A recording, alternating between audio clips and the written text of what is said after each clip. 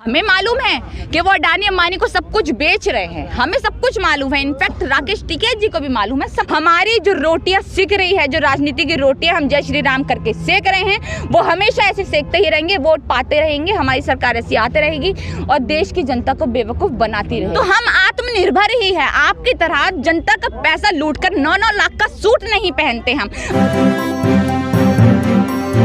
Media voice, आपकी आवाज।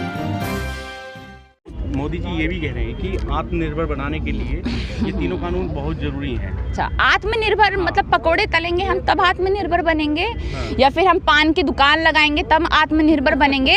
हम अभी तक किसके पैरों पर है भैया? हम आत्मनिर्भर ही है। हम कब आत्मनिर्भर बनेंगे? हम आज तक आत्मनिर्भर ही हैं। आपने हमसे सब कुछ छीन लिया। आप हमारे घर में आकर रोटियां नहीं बनाते हैं, आप हमें कमाकर नहीं देते हैं। हम बाहर जाते हैं, जॉब ढूंढते हैं, पागल हो जाते हैं जॉब ढूंढ के, तब 10-12 हज़ार की नौकरी करते हैं, तब हम अपना घर पालते हैं। तो हम आत्मनिर्भर ही है। आपकी तरह जनता का पैसा लूटकर 9-9 लाख का सूट नहीं पहनते हम। आप अपने आप को आत्मनिर्भर बनाइए। जो आप यहाँ पर अपने हमारे जनता के पैसों पर जो ऐश कर रहे हैं, उसकी ऐश करना छोड़िए, तब आप सही में आत्मनिर्भर बनेंगे। उसको कहा जाता है आत्मनिर्भर। आप हमें सिखाएंगे, खुद सीखिए। आपने जिंदगी भर एक आरएसएस की गुलामी करके आप यहाँ तक पहुंचे।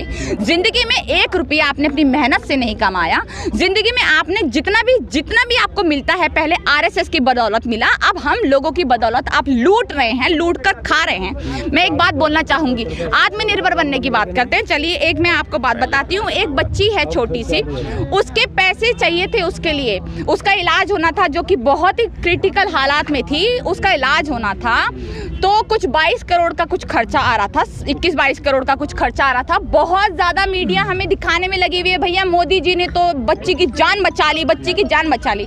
बहुत दिनों से उस बच्ची के लिए चंदा इकट्ठा किया जा रहा था, बहुत दिनों से। और चंदा इकट्ठा करके हम जैसे बहुत सारे लोगों ने जाके, विदेश के जो भारतीय लोग थे, विदेश में जो रहते हैं, उन लोगों ने 16 करोड़ रुपए जमा करे। कितने? 16 करोड़ रुपए जमा करे। फिर उसके बाद कुछ 21 करोड़ का खर्चा था, तो हमारी 21 या 22 करोड़ का खर्चा था। तो हमारी मोदी सरकार जो है, जो एक सबसे घटिया सरकार है, उसने 6 करोड़ जो थे वो माफ कर दिए। तो इतना बड़ा काम कर दिया। वो 6 करोड़ क्या उनके अपनी जेब से आ रहे हैं? वो उनके पैसे हैं खुद के। सरकार जो है सारा टैक्स का पैसा दूसरों पे लगाती है, वो हमारा ही पैसा हम पे लगा रही है और हम ही खुश हो रहे हैं कि भैया हमारे लिए बहुत काम कर दिए। आप ये सोच रहे हैं हमें क्या चाहिए? एक्चुअल में हमें क्या चाहिए? हमें चाहिए जॉब्स। हम अपना अगर लगा रहे हैं, अगर टैक्स दे रहे हैं, इनकम टैक्स भर रहे हैं, तो एटलीस्ट हमें जॉब दीजिए, उनसे हम कमाकर दोबारा तो खा पाए ना। आप हमारा लूटते ही रहेंगे, हमें वापस नहीं देंगे, ये तो नहीं होगा ना। 16 करोड़ रुपए उस बच्ची के लिए सबने जमा करे, उसको एक ने भी नहीं दिखाया, और लगातार हमारी मीडिया दिखाई जा रही है 6 करोड़ माफ हो गए, 6 करोड़ माफ हो गए। अरे जनाब, वो हमारा ही पैसा है। आप इस तरह से बहकावा देकर लोगों को बेवकूफ मत बनाइए। आपको वाहवाही करनी चाहिए आम जनता की, जो एक बच्ची के लिए खड़ी हुई। और ऐसे ही हम आज सब लोग जो यहाँ पर खड़े हो रहे हैं, आज यहाँ पर कोई नहीं देख रहा कि हिंदू कौन है, मुस्लिम कौन है, कोई नहीं देख रहा। शायद मेरी जाति धर्म किसी को भी नहीं पता होगा। मेरा नाम भी नेहा है, तो शायद आधे लोगों को ये लगता है मैं मुस्लिम हूँ, आधे को लगता है मैं हिंदू हूँ, किसी को यही नहीं पता तो मैं कौन से धर्म से आती हूँ। तो इस आंदोलन की सबसे अच्छी और पक्की बात यही है कि यहाँ पे कोई एक धर्म नहीं है, यहाँ पर सारे धर्म जाति मिलकर एक साथ काम कर रहे हैं। जिस तरह से उस बच्ची को बचाया गया, उसकी सर्जरी हो रही है, वो बच्ची बचने वाली है, तो इस बच्ची को उस तरह बचाया गया। इसी तरह से हम आम जनता सब लोग मिलकर वो जो आंदोलन, ये आंदोलन जो हो रहा है, इसको भी खड़ा करेंगे और ज़्यादा पक्का करेंगे। अभी भी बहुत पक्का है, मुझे लगता नहीं कि ये आंदोलन अब किसी का मोहताज रहा है पक्का करने के लिए। तो बड़ा है और आगे बड़ा होता रहेगा। इस आंदोलन में जितनी भी 3 चीज़ कानून है वो वापस होके रहेंगे। एक सवाल और करना चाहूँगा। हाँ जी। कल आपने राहुल गांधी का भाषण जरूर सुना होगा जी। सुना ना जी। तो उसमें जब वो किसानों के लिए सम्मान में खड़े हो गए, जो 200 किसान मर गए हैं, उनकी हत्या हो गई है, तो ओम बिरला ने ये कहा है कि संसद में आप ऐसा नहीं कर सकते, किसी के लिए आप ऐसे खड़े नहीं हो सकते, किसानों के सम्मान में आप खड़े नहीं हो सकते। इस पे आप क्या कहना चाहिए? मैं बता रही हूँ ना कि अगर ऊपर वाला ना करे कि किसी के साथ कुछ हो, और मैं तो खैर बद्दुआ भी नहीं दे रही हूँ, क्योंकि इन लोगों को बद्दुआ देकर शायद अपनी जुबान गंदा करना है और शायद हम पे ही लग जाएगी। तो इन लोगों के लिए तो शायद बद्दुआ भी कम है। मेरा ये मानना है कि इन लोगों के लिए बद्दुआ भी कम है। ये लोग वो लोग हैं जिनको सही में एक दिन भुगतना चाहिए ये सब चीज़ों के लिए। जो हमारे भारत में किसान जो शहीद हुए हैं, जो आज उत्तराखंड में हो गया, आप एक ट्रक लगा देते हैं वहाँ से लोगों को निकालने में लगे हुए। हाथरस में कितना बड़ा कांड हुआ था। हाथरस का कांड कोई छोटा मोटा कांड था। बच्ची को जला दिया गया, वहाँ पर जलाकर मार दिया गया। पहले रेप किया गया बहुत बुरी तरह से, फिर उसको चुपचाप से जलाकर मार दिया गया क्योंकि वो एक दलित की बच्ची थी, इसलिए उसको मार दिया गया। आज मैं सुबह जब न्यूज़ देख रही थी सुबह, तो जब ये बात आई कि वो जो लड़का है जो वहाँ पर मंगोलपुरी में जिसको मारा गया है, मंगोलपुरी में वो लड़का मर गया है, तो इन्हीं का कपिल मिश्रा आकर ये बोल रहा था कि ये लोग जो है, यहाँ ना कि कांग्रेस का नाम लिया उसने, बहुत सारी पार्टियों का नाम लिया, कि ये जो लोग हैं वो हाथरस वाली पर चले जाएंगे पर इस पर नहीं आएंगे। मतलब हाथरस की बच्ची से आप जिसके साथ बलात्कार हुआ उसे जला दिया गया, अब आप अपनी मौत जो मौत होती है उसका भी कंपैरिजन करेंगे कि ये वाली मौत बड़ी है, वाली मौत बड़ी नहीं, उस पर तो चले जाते, इस पे नहीं आ जाते। आप ये देखिए जो हमारे किसान हैं वो कहीं ना कहीं हम लोगों में से जो 200 किसान अभी जिन्होंने जान दी है, वो एक तरीके से आप ये मत सोचिए, एक तरीके से सोचिए कि हमारी ही जान गई है, क्योंकि आज किसान ना हो तो हम भी नहीं हैं। आज किसानों की वजह से मैं यहाँ खड़ी हूँ, आप खड़े हैं, हम सब यहाँ पर किसानों की वजह से ही खड़े हैं। किसान ना हो तो आप बनाएंगे रोटी, आप उगाएंगे अनाज, या फिर आप वो जो खेती की फोटो डालते हैं वो करेंगे। आपके लोग जो हैं बाहर अगर एक झाड़ू लगा दे तो 1000 फोटो खिंचवा लेते हैं, जिनमें से पूरा का पूरा रोड पहले ही साफ कर देते हैं, जरा सी गंदगी ना बच जाए। आप उन लोगों में से हैं और आप कह रहे हैं कि आप संसद में इस तरह से उठ नहीं सकते क्योंकि ये संसद का एक तरीके से अपमान है, तौहीन कर रहे हैं, आप वो नहीं उठ सकते। मतलब देश का अन्नदाता 200 तो बहुत बड़े होते हैं, कोई 220 अगर हमारा एक अन्नदाता जो होता है उसे भी किसी तरह की परेशानी आए ना, तो हमारी संसद, हमारे कानून इस तरह के हो कि हमारी पूरी संसद साथ खड़ी होकर उस एक किसान के लिए खड़ी हो और बोले कि उसे ये परेशानी आई कैसे। ये हमारे किसानों के साथ होना चाहिए। हमें जो यहाँ पर सब्सिडी मिलती है किसानों को कितनी सब्सिडी मिलती है? सब्सिडी तो बंद कर दी। मैं वही तो बोल रही हूँ, कितनी सब्सिडी मिलती है? जो पहले मिलती थी वो तो गवर्नमेंट की सब्सिडी बंद हो गई। आप अगर वहाँ की क्या कहते हैं इसको, बाहर की जापान की बात कर ले, 9 लाख सब्सिडी मिलती है। विश्व गुरु है हम, 42 लाख रुपए दिए जाते हैं वहाँ पे, 42 लाख। हमारी 80,000 करोड़ सब्सिडी है, खाद पे मिलती है टोटल मिला के किसान की, और वो भी 1 अप्रैल के बाद में वो गवर्नमेंट ने बंद कर दी है। 1 अप्रैल के बाद में जो आने वाली अप्रैल है ना, वो भी सब्सिडी खत्म कर दी है। जो हमारा 450 की यूरिया का कट्टा आ रहा था, अब वो 950 का कर दिया है, और जो डाई का था वो 2000 का कर दिया है। और उसके बाद में ये बातें कोई नहीं बताएगा, ये बातें हमारी नेशनल मीडिया, हमारी दाल मीडिया कभी नहीं बताएगी। देखो ये लोग बता सकते हैं, ये लोग किसान को बर्बाद करने में। अभी बजट आया है, बजट में 4% सेस लिया है किसान के नाम से, ऊपर किसान लिखा हुआ है, नीचे कागज उसी के लिखे, डीजल के पेट्रोल वालों के लिखे। 4% अगर सेस लिया, 4 रुपए उन्होंने किसान के नाम पे उगाएंगे। आप एक बात बताओ, बड़ा आदमी है, पूंजीपति है, बिजनेसमैन है, या जो भी कोई जो काम कर रहा है, या कॉन्ट्रैक्टर है बड़ा, या बड़ा ठेकेदार है, या जो भी है, उसको तो एक्सक्लेशन भी है, जस्टिफिकेशन भी है, या नौकरी करता है तो उसको क्या वो उसका TADA होता है, महंगाई भत्ता होता है, उसे सब चीज मिल जाएगी। बिल्कुल, लेकिन किसान को कहाँ से मिलेगी? बिल्कुल। एक सेकंड में नेहा जी आपसे आखिरी सवाल पूछना चाहूंगा कि राहुल गांधी को कल बजट पे बोलना था, वो पूरे 25 मिनट का भाषण उन्होंने किसान आंदोलन पे दिया, इस पर आप क्या कहना चाहिए? बजट पे उन्होंने बात ही नहीं की, वो तो किसान आंदोलन पे ही बोलते रहे। मेरे को लगता है कि अभी जो हमारा सबसे बड़ी जो बात है, देखिए मैं पहली बात किसी पार्टी का सपोर्ट नहीं करती, तो कोई भी मुझे यहाँ पे किसी भी पार्टी का ना समझे, तो मैं यही कहना चाहूंगी कि अगर उन्होंने किसान आंदोलन पे बात करी तो मेरे लिए हमारे देश का अन्नदाता इस टाइम सबसे ऊपर होना चाहिए, सबकी प्रायोरिटी होनी चाहिए, और उन्हीं को नहीं, हमारे देश के जितने भी नेतागण हैं जो अभी अय्याशी के पैसे उड़ा रहे हैं, जो हमारे पैसे लूट कर अपनी अय्याशियों में लगा रहे हैं, उनको बंद करके हमारे अन्नदाता पे बात करें।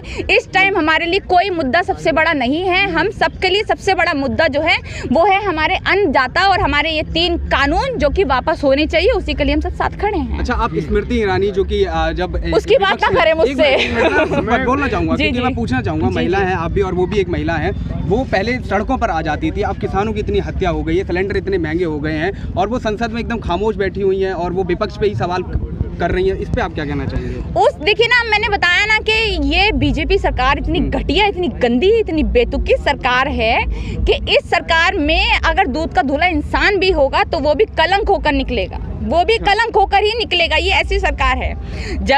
अब मैं बता रही हूँ ना, राजनाथ सिंह को आप, स्मृति ईरानी तो खैर उसके लिए आई थी, राजनाथ सिंह तो पूरे के पूरे, जब कांग्रेस की सरकार थी 2013 में, जब ये पार्टी के अध्यक्ष थे बीजेपी के, तो इन्होंने जंतर मंतर पे एक छोटा सा आंदोलन हो रहा था किसानों का, तब इन्होंने किसानों के बीच में जाकर ये कहा था कि देखिए कांग्रेस आपकी बात नहीं सुन रही है, कांग्रेस ये, कांग्रेस वो। इन्होंने 100 बातें सुना दी थी कांग्रेस को जब एक छोटा सा आंदोलन हो रहा था। आज सारी सड़कें जाम है, पूरा भारत देश एक है। भारत के बाहर के लोग भी आज हमारे साथ हैं, भारत के बाहर के लोग, मैं बता रही हूँ, भारत के बाहर के लोग जो है वो हमारे साथ हैं, आज इस कानून के खिलाफ हैं। पर आज फिर भी वो राजनाथ सिंह अपनी चुप्पी बांधे बैठा हुआ है। कहाँ हो भाई साहब, निकलो ना। जब एक छोटा सा कानून आया तब आपने बहुत ज्यादा सरकार की, कांग्रेस सरकार की वहां पे थू कर दी उस पे कि ये ऐसी है, ये वैसी है, कांग्रेस ने ये नहीं किया, कांग्रेस ने वो नहीं किया।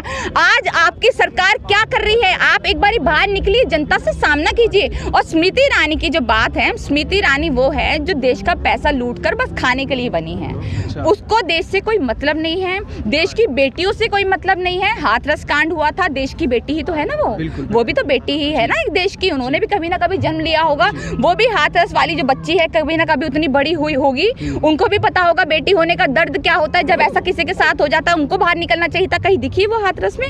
कहीं नहीं दिखी। जब वो एक महिला होकर एक महिला के लिए आवाज नहीं उठा सकती, एक बच्ची के लिए आवाज नहीं उठा सकती, तो कैसे हम उम्मीद कर ले कि हमारे किसानों के लिए, हमारे अन्नदाताओं के लिए आवाज उठाएगी? बिल्कुल नहीं। देखिए ये लोग जो है सिर्फ अपना सोचने वाले हैं कि हमारी भला भला हो रहा है, हमारे लिए बहुत है, हमें ना देश से मतलब है ना हमारे देश के लोगों से मतलब है। देश के लोग मर रहे थे, मर रहे हैं और मरते रहेंगे, इनसे हमें कोई मतलब नहीं है। हमारी जो रोटियां सिक रही है, जो राजनीति की रोटियां हम जय श्री राम करके सेक रहे हैं, वो हमेशा ऐसे सेकते ही रहेंगे, वोट पाते रहेंगे, हमारी सरकार ऐसी आते रहेगी और देश की जनता को बेवकूफ़ बनाती रहेगी। पुरानी मंडियाँ, देखिए GST बोला गया, इन्होंने बोला लाल किला था, है, रहेगा, लीज पर दे दिया गया, अब तो हमारा बच्चा ही नहीं है। बहुत सारी चीज़ें थी, है और रहेंगी, उनमें से पता है हमें। LIC थी, है, रहेगी, और बैंक्स थे, है, रहेंगे, एयरबस थे, है, रहेंगे, सब कुछ था और है भी और रहेगा भी। तो वो बेचकर जा कहाँ रहे हैं? आप किसे बेच रहे हैं? आप किसी चीज़ को प्राइवेट कर रहे हैं? आप लोगों को बेवकूफ़ समझते हैं? आप लोगों को ये समझते हैं कि आपने बोला थे, है, रहेंगे और वो रहेंगे, आपने सब कुछ तो प्राइवेट कर दिया। बजट आया भी, बजट में उन्होंने हर चीज़ को प्राइवेट करने के लिए बोला, जितनी भी चीज़ें थी वो सब महंगी कर दी गई। आप किसको बेवकूफ़ बनाना चाहते हैं? हमारे भारत की जनता को, जो बहुत पढ़ी लिखी जनता है, हमारी वो जनता जो गांव में रहती हैं। आप क्या सोचते हैं कि जो लोग गांव में रहते हैं उनको मालूम नहीं है कि आप कितनी घटिया राजनीति करते हैं? उनको मालूम नहीं है कि आप अगर गांव के लोगों को आप बेवकूफ़ बनाना चाहते हैं, या फिर आप सोचते हैं कि हमें वोट दे देते हैं और उनको हम चाहे कुछ भी किसी भी तरह से यूज़ करें, तो ऐसा नहीं हो सकता। और अगर ऐसा होता तो जितने भी लोग हैं यहाँ से आज गांव से ही आए हैं, और सारी सड़कें जो जाम है, जो जाम की गई है इस आंदोलन को खड़ा करने वाले जितने भी लोग हैं वो गाँव से ही आते हैं। तो गाँव के लोगों को आप इतना बेवकूफ़ मत समझिए, और ख़ास कर आप ये ना सोचें कि गाँव के लोग हैं वो अपना ही देखेंगे और शहर के लोग उनके साथ मिलकर कुछ नहीं करेंगे। मैं दिल्ली से हूँ, मैं आपको बताना चाहूँगी, मैंने आज तक गांव नहीं देखा है, मैंने कभी गांव नहीं देखा है, मैं गई भी नहीं हूँ, पर फिर भी इस आंदोलन में पहले दिन से एक्टिव हूँ। पहले दिन से हम लगातार, हम सिंघू बॉर्डर, बुराड़ी, लगातार हम जाते रहे, और उसके बाद मैं यहाँ पर भी आती रही, गाजीपुर। लगातार हम पहले दिन से एक्टिव है। रात को यहाँ पर जाने के लिए टाइम, मतलब इतना जब टाइम हो जाता है तो लगता है कि कैसे जाएं, पर फिर भी हम आते हैं क्योंकि हमें इनका साथ देना है। आज हम इनका साथ नहीं देंगे तो कल यही हालत हमारी भी होने वाली है। तो आज ये सब, अगर हम इनका साथ नहीं है तो कल ये सब हालत हमारी होने वाली है। उन्होंने तो कहा है ना कि एक किसान मुझे ये बता दे कि इसमें कोई कमी है बिल में। मोदी जी ने तो ये कहा है कि एक किसान कोई बता दे मेरे को कि इस बिल में कोई कमी। आप किसी किसान के साथ डिबेट करने आइए तो सही जनाब, आपके अंदर तो इतनी हिम्मत ही नहीं है। आप किनको अपना इंटरव्यू देते हैं? उसको क्या आप आम चूस कर खाते हैं, छील कर खाते हैं, काट कर खाते हैं? आप पर्स रखते हैं या नहीं रखते, आप उनको इंटरव्यू देते हैं? आइए एक बार रवीश कुमार को इंटरव्यू दीजिए ना, आइए एक बार। या फिर अपने अर्नब गोस्वामी के सामने अपनी वाहवाही करके आप खुश होते रहेंगे क्योंकि वो बेवकूफ रिपोर्टर है? नहीं, अगर आपके अंदर हिम्मत है, अगर आपके अंदर सही में है, तो आइए राकेश टिकैत जी के सामने, करिए आमना सामना, वो बताएंगे आपको क्या दिक्कत है क्या नहीं दिक्कत। छोड़िए आप सारी, आप हम जैसे लोगों के सामने आ जाइए, जो सरकार की पोल खोलते हैं उनको बताते हैं सच्चाइयाँ। आप हम जैसे लोगों के सामने आइए, हम बताते हैं इस कानून में क्या दिक्कत है क्या दिक्कत नहीं है। आप बैठकर अपना मुंह चला देंगे और जनता मान लेगी, ऐसा नहीं हो सकता है। आपने राकेश टिकैत जी का नाम लिया है। राकेश टिकैत जी ने एबीपी न्यूज़ पे इंटरव्यू दिया, उन्होंने पीएम मोदी का नाम नहीं लिया और ना ही उन्होंने कहा कि अंबानी अडानी इस बिल के मतलब इस बिल से फायदा होगा। तो इस पे आप क्या कहना चाहेंगे? देखिए, मैं ये नहीं कह रही हूँ कि देखिए ये जो कानून बनाए गए हैं ये सिर्फ मोदी ने तो नहीं बनाए हैं, ये बीजेपी द्वारा बनाए गए हैं। और अगर ये राकेश टिकैत जी हमारी सरकार के खिलाफ हैं तो इसका मतलब मोदी के भी खिलाफ है। हम जरूरी नहीं है पर्टिकुलर किसी का नाम लेंगे और उनको गलत ठहराएंगे। अडानी अंबानी का उनसे कोई मतलब नहीं है। अभी सारी जो लड़ाई है राकेश टिकैत जी की वो इन चीज़ पे है कि जो हमारी एमएसपी है, जो हमारे 3 कानून हैं उनको वापस ले लिया जाए प्यार से, जो कि सरकार लेगी। उस कानूनों में कहीं से भी कहीं तक अडानी अंबानी अभी फिलहाल हमें सामने नहीं आते दिख रहे हैं। हमें मालूम है कि वो अडानी अंबानी को सब कुछ बेच रहे हैं, हमें सब कुछ मालूम है। इनफैक्ट राकेश टिकैत जी को भी मालूम है, सबको मालूम है, पूरा देश जानता है।